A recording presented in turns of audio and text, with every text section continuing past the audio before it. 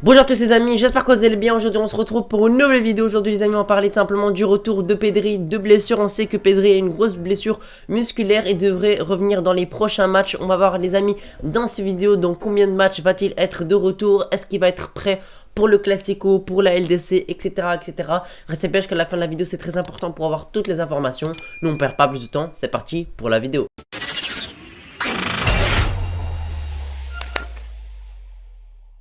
Alors on sait que Pedri ces derniers temps il s'est quand même pas mal blessé, c'est pas une critique, c'est une réalité, c'est un constat. Pedri ces derniers temps il s'est énormément blessé musculairement, que ce soit ce début de saison là les amis, mais les saisons passées, depuis la première saison où il a joué quasiment 70 matchs, si je dis pas de bêtises, il a joué l'Euro avec l'Espagne, il a joué quasiment tous les matchs avec le Barça. Depuis il a quelques fragilités musculaires malheureusement et il commence à payer tout simplement le prix cher de tout le temps se blesser. Là il s'est encore blessé début de saison alors qu'il a fait la préparation, il a été bon à la préparation, il a joué il me semble quelques matchs de Liga, il me semble qu'il a joué le premier et le deuxième, puis il s'est blessé. Malheureusement voilà, ça arrive encore une fois, j'ai pas envie de dire que ça arrive de temps en temps, là ça arrive trop souvent. Là, Pedri devrait faire son retour pour le Classico au moins. Le Classico c'est le 28 octobre à 16h15. Donc tout simplement il devrait être bien disponible à ce moment là. Mais il va quand même louper encore quelques matchs. Il va louper déjà encore 2 matchs. Il nous reste plus que 2 matchs sans Pedri. Et puis Pedri pourra enfin intégrer le groupe et rejouer avec le Barça. Ce mercredi il y a Porto-Barça. Et donc simplement il ne sera pas disponible, il sera forfait, un match très important de Ligue des Champions. Pour moi c'est vraiment le match décisif, c'est soit tu gagnes ce match là et t'as quasiment sûr de te qualifier selon moi, parce que après tu vas enchaîner le Shakhtar et encore une fois Antwerp et ce sera très facile. Et puis même le dernier match face à Porto il sera pas obligatoire à gagner, tu pourras même faire un match nul ou le perdre et conserver la première place si Porto ne fait pas un sans faute non plus.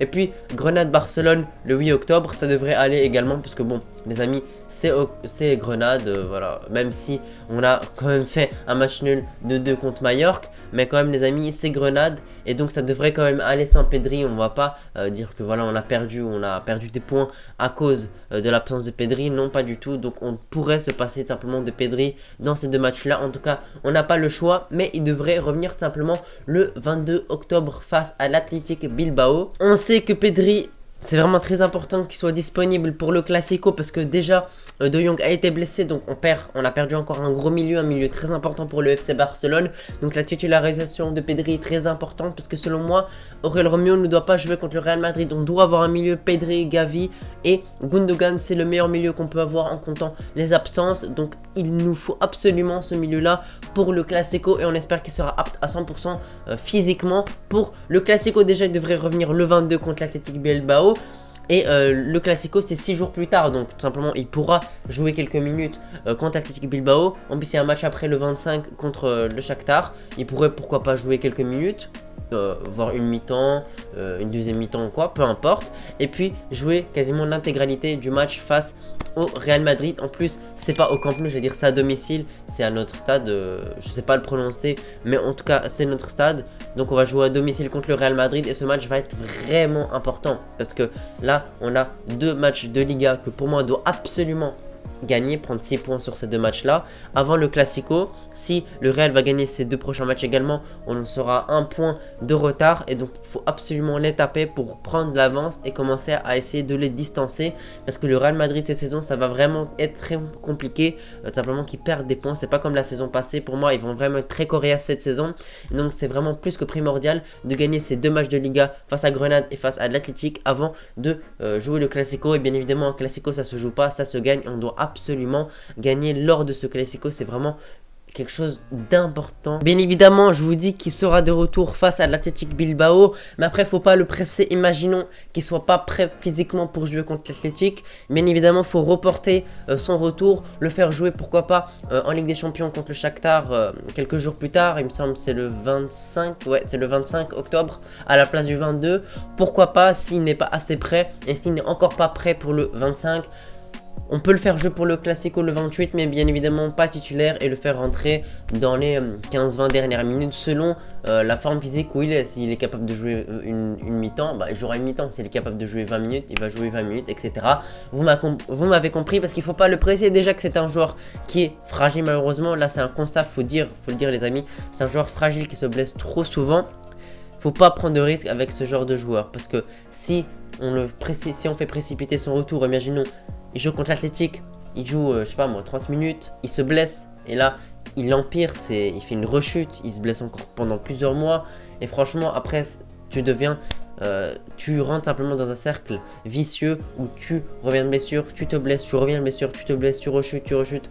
Vous m'avez compris, c'est arrivé à Dembélé, les amis, rappelez-vous, il y a quelques années, il revenait se blesser directement, je sais pas pourquoi, j'ai pas d'explication, je suis pas médecin, mais ça doit pas arriver à Pedri et il faut vraiment que les médecins du club fassent attention à ça parce qu'il n'y a pas d'excuse avec tout simplement le calendrier, parce que tous les clubs jouent avec ce calendrier là et c'est que à notre club quasiment où on a tant de blessés que ça, De Jong, Pedri et d'autres joueurs, alors qui est revenu de blessure. Bref, on a trop de blessures malheureusement, il faut vraiment remédier à ça.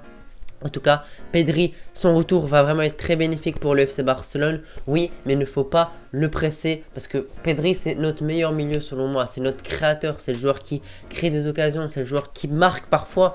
Faut se rappeler, il me semble que c'est le deuxième match de Liga où on gagne 1-0, je sais plus c'est lequel, où il marque un but, il marque le seul but du match et on s'impose. Et franchement, c'est vraiment ce genre de joueur-là très important et vraiment très rare parce que les amis, il ne faut pas oublier que c'est un milieu de terrain. Malgré que ça soit un milieu de terrain, son retour est plus que primordial parce qu'à la limite, s'il y aurait eu De Jong, on aurait dit voilà, De Jong prend un peu le poste de Pedri, donc on aurait un milieu Gundogan, Gavi et De Jong qui serait assez qualitatif, mais malheureusement De Jong a aussi eu une grosse blessure, donc là tu perds deux de tes meilleurs milieux. Pour moi, le meilleur milieu du Barça c'est Pedri, et puis en dessous tu as De Jong et là tu perds les deux, ce qui est vraiment terrible. Même si on arrive à quand même performer, on va dire plus ou moins sans eux deux, on ressent quand même le manque de milieu de terrain de qualité. Heureusement, il y a Gavi qui fait le boulot, qui est vraiment excellent. Mais un Pedri ou un De Jong à côté, franchement, on dirait vraiment pas non. Parce que tu as un Gundogan qui est pour moi assez mitigé. Et un Oriol Romeu pour moi qui n'a pas le niveau pour le FC Barcelone. Mais je pense que tout le monde est d'accord sur ça. Donc on espère que Pedri sera de retour au moins pour le Classico et également pour De Jong, ça on en fera une vidéo un peu plus tard. Également on espère qu'il reviendra rapidement, apparemment il reviendra en novembre, j'espère qu'il reviendra le plus rapidement possible parce qu'on a vraiment besoin de lui également. Et franchement un milieu de terrain De Jong, Pedri, Gavi, c'est un des meilleurs milieux de terrain de l'Europe selon moi. En tout cas, en conclusion, Pedri doit revenir pour moi pour le Classico. Il sera vraiment essentiel car on est obligé pour moi de gagner parce qu'en plus on est à domicile contre le Real. Donc son retour est plus que simplement important. Également, il ne faut pas le presser s'il n'est pas prêt malheureusement pour l'Athletic.